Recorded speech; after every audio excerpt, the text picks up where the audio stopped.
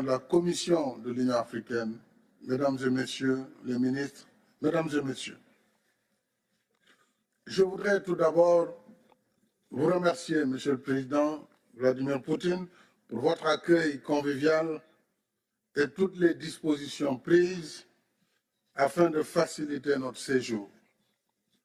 Je me réjouis de vous retrouver pour la troisième fois en 2 ans, après notre rencontre du 3 juin 2022 à Sochi, en ma qualité de président en exercice de l'Union africaine, et plus récemment, le 17 juin dernier, dans le cadre de la mission africaine de bons offices. Ce sommet s'inscrit dans le même esprit de concertation russo-africaine dont les origines remontent aux années de lutte pour la décolonisation de notre continent. Les relations russo-africaines sont excellentes et je m'en félicite. Mais je pense que nous avons encore des efforts à faire pour donner un contenu plus consistant à notre coopération économique. Le potentiel de notre partenariat est énorme. L'Afrique, on le sait, c'est 30 millions de kilomètres carrés, plus d'1,3 milliard d'habitants. La Russie, c'est plus de 17 millions de kilomètres carrés et plus de 144 millions d'habitants.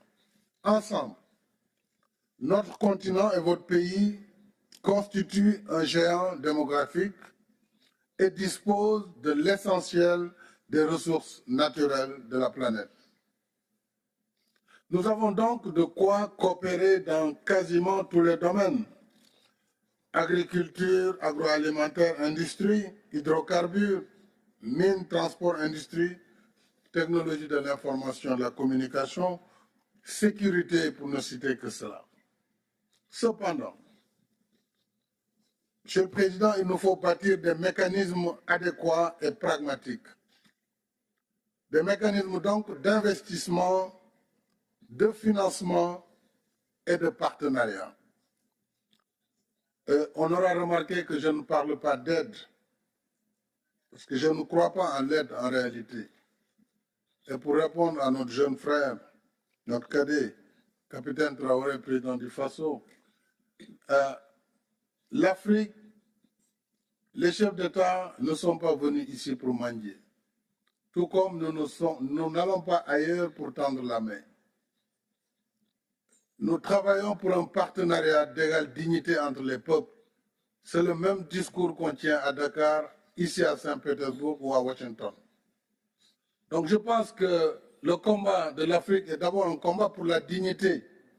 Et ce combat, il transcende les générations. Je suis très heureux, moi, d'être à côté du président Museveni ou du président Denis Sassou Nguesso, qui ont été pour l'un des combattants de la liberté, pour d'autres, des modèles de résilience. Et chaque génération a son combat à mener. Le nôtre, c'est de combattre d'abord le terrorisme qui est en train de gangréner notre continent. Mais aussi, c'est de travailler pour le développement de notre continent. Mais si on y regarde de très près, pourquoi l'Afrique en est à cette situation? C'est justement le poids de l'histoire, l'héritage de l'esclavage, de la colonisation qui se poursuit à travers des manifestations de néocolonialisme et à travers l'injustice du système que nous combattons au quotidien. Nous avons demandé la réforme du système des Nations Unies. Nous avons demandé la réforme de la gouvernance mondiale qui, aujourd'hui, conditionne la vie de nos États. Et quels que soient par ailleurs nos efforts, si ces règles ne sont pas modifiées, eh bien, nous n'irons nulle part. C'est pourquoi il est important que nous travaillions dans la solidarité, que nous travaillions également à l'échelle du continent, puisque les défis sont majeurs. Nous avons des micro-États hérités du Congrès de Berlin qui nous empêchent de travailler à l'échelle. Si on ne comprend pas cette situation, on perdra beaucoup de temps sans efficacité. Je crois que la Russie, avec ses capacités en matière d'investissement, peut travailler avec l'Afrique sur ces grands projets régionaux. Et l'Afrique a besoin d'infrastructures de développement. L'Afrique a besoin de chemins de fer. Elle a besoin d'électricité, de barrages. Elle a besoin de la sécurité collective. Et sur tout cela, l'Union africaine, à travers différents mécanismes, que ce soit l'OTAN-NEPAD, que ce soit les programmes régionaux, nous avons le programme qu'il faut. Et je pense qu'avec la Russie, nous pourrons travailler ensemble avec les BRICS et avec tout autre partenaire qui souhaiterait travailler dans nos priorités. Nous pourrons ensemble bâtir une prospérité partagée.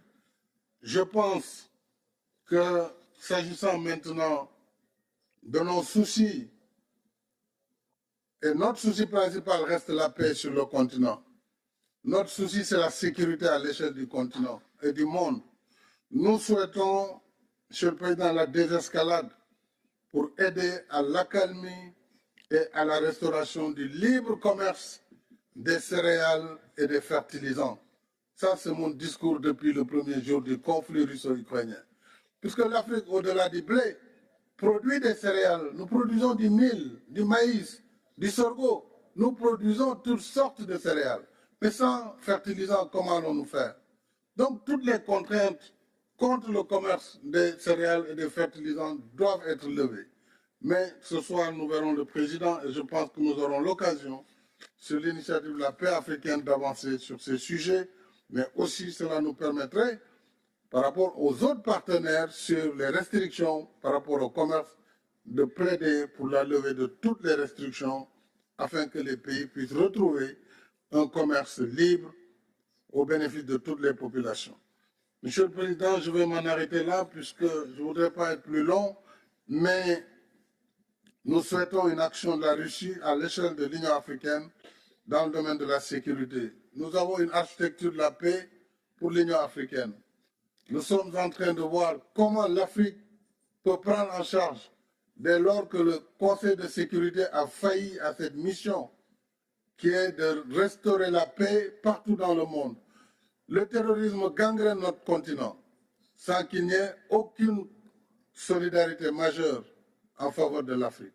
Donc ce sujet-là, je pense que c'est un sujet important pour notre sommet. L'autre sujet important, je l'ai dit, c'est vraiment l'investissement que nous devons pouvoir faire ensemble pour une prospérité partagée. Je ne peux terminer, Monsieur le Président, sans vous féliciter et vous remercier pour le soutien diligent que vous avez apporté à la demande d'adhésion de l'Afrique comme membre de plein droit du G20. Cela participe de notre revendication pour une gouvernance politique et économique mondiale plus juste et plus inclusive, y compris par la réforme du Conseil de sécurité, afin que l'Afrique y trouve enfin une place plus conforme aux réalités de notre temps. Encore une fois, merci pour votre invitation et plein succès à nos travaux. Je vous remercie de votre aimable attention. Спасибо.